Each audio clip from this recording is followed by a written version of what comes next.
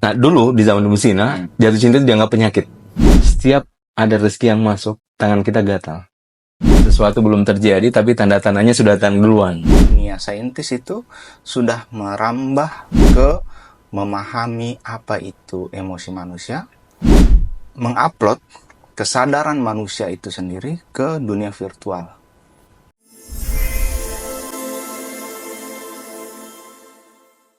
Selamat datang kawan-kawan sudut pandang.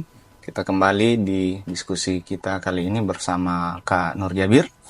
Kita akan membahas tentang kesadaran dalam dimensi sofistik dan dimensi modern saat ini.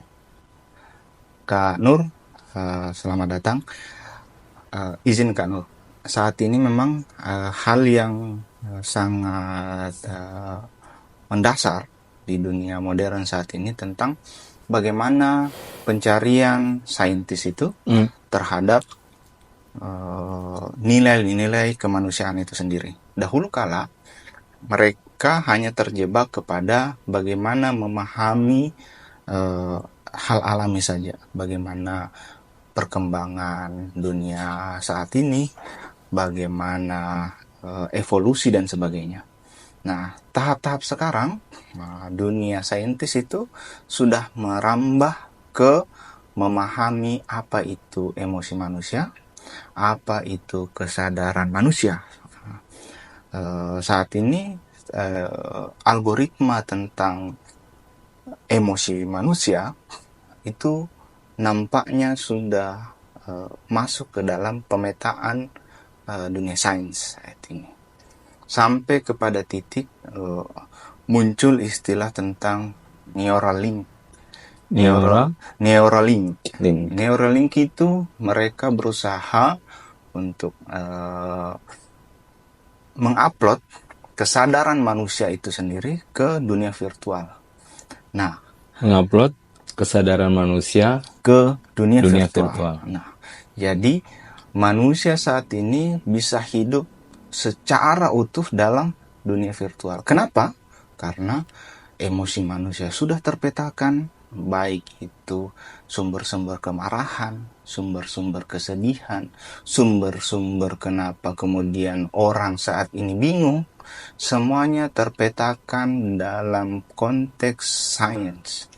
Mereka memetakannya dalam konteks bagaimana posisi-posisi emosional itu berada secara fisik. Misalnya, pada saat orang marah atau sederhananya begini, orang-orang itu kenapa mereka kemudian cenderung altruistik? Itu adalah pada saat orang-orang tersebut punya sisi-sisi otak yang berkembang lebih. Nah, seperti ada satu kasus yang saya dengar, itu kasusnya orang tersebut sangat baik, anak tersebut sangat baik, sangat cerdas, sangat pintar, sangat sopan. Tiba-tiba kondisinya berubah keadaannya. Nah, berubah keadaannya sampai di titik di mana dia berubah emosional. Emosional, sangat pemarah, sangat antisosial dan sebagainya. Di titik itu kemudian terlihat bahwa otak yang terhambat itu adalah lobus frontal atau otak depan itu di bagian bawah, di satu titik yang kecil terdapat tumor sebesar sebesar kacang hijau. Jadi tumor sekecil itu dapat mempengaruhi. Nah, disitulah mereka kemudian belajar tentang di mana titik-titik yang sebenarnya orang-orang itu kemudian dapat dikendalikan, dapat berubah dari misalnya psikopat menjadi normal atau orang normal menjadi psikopat. Sampai di titik di Jepang dulu yang pernah saya dengar, ada penelitian untuk orang-orang yang ikut perang, yang mempunyai trauma yang sangat luar biasa besar, itu sempat terjadi di mana ilmuwan sains, terutama neuroscience, itu dapat menghilangkan semua trauma, menghilangkan semua model-model ketakutan emosional itu, kendala-kendala emosional itu, dengan intervensi terhadap otak, beberapa titik otak secara langsung. Namun itu kemudian terlarang karena ada etika tentang bagaimana intervensi terhadap otak itu sendiri di perkembangan di tahun 1945 ke atas itu, setelah Jepang kalah, kemudian muncul kemampuan-kemampuan seperti itu. Nah, kemudian para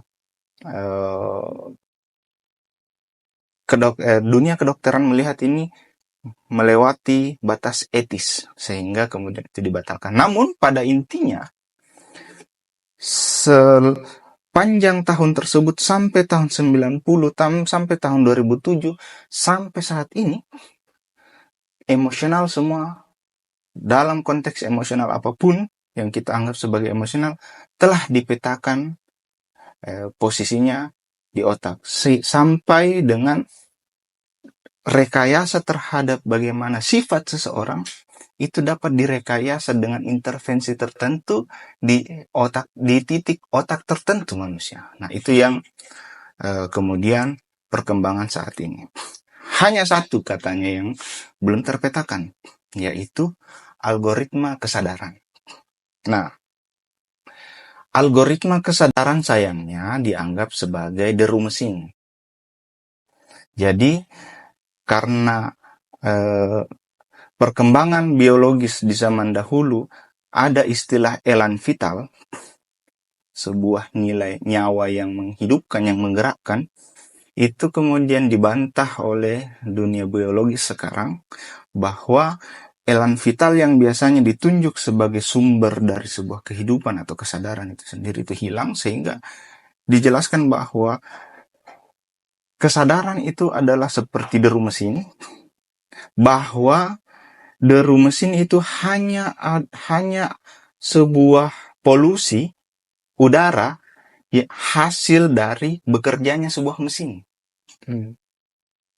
Jadi kesadaran itu dianggap sebagai hanya sebuah, karena setiap bagian itu sudah saling terhubung dan saling bekerja, maka muncullah di atasnya suara atau polusi. Nah, itu yang dia tunjuk sebagai kesadaran. Namun ternyata justru untuk melihat satu kesatuan utuh ini, inilah kesulitan dari zaman modern saat ini, saintis modern saat ini, bahwa mereka belum bisa memetakan, mereka sudah bisa memetakan bagian per bagian dari yang namanya manusia, sampai nilai altruistiknya, sampai nilai sosialnya, sampai nilai apanya itu bisa diintervensi di otak, terpetakan, tapi nilai kesadaran utuh dia sebagai satu bagian itu belum terpetakan. Nah, algoritma itu yang sementara dicari.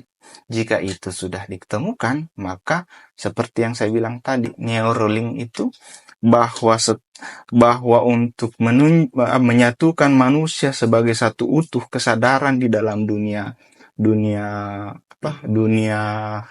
digital itu sudah bisa. Sekarang pertanyaannya kemudian bahwa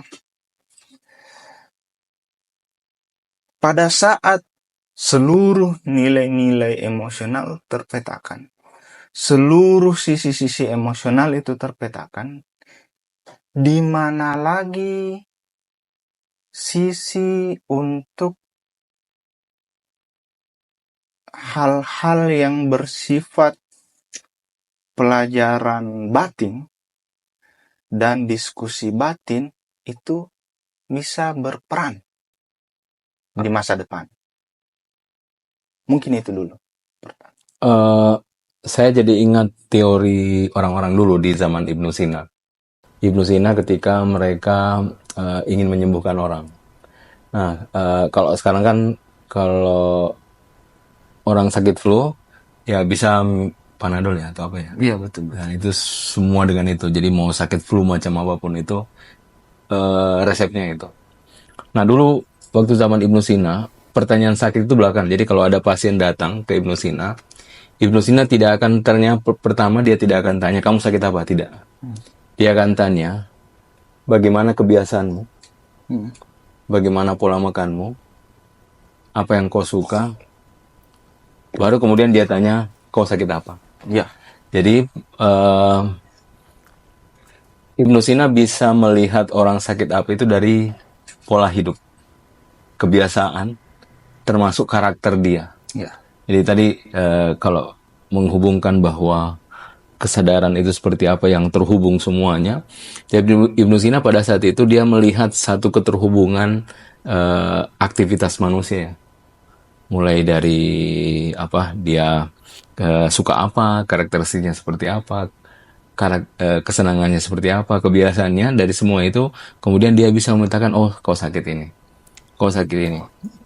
Dengan itulah dia memberikan resep. Makanya di zaman Ibnu Sina sangat kecil memberikan resep yang sama untuk semua penyakit. Jadi misalnya meskipun satu orang sakit flu, itu biasanya resepnya berbeda karena pola makannya berbeda, kebiasaannya berbeda, karakteristiknya berbeda.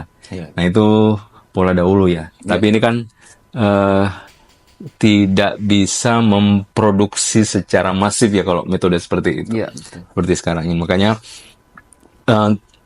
pola-pola zaman dahulu itu kemudian tidak begitu bisa berkembang dengan pesat karena ya itu sangat sulit untuk memenuhi setiap ini ya kebutuhan itu tidak bisa diproduksi secara masif. Seperti itu. Tidak general. Tidak general.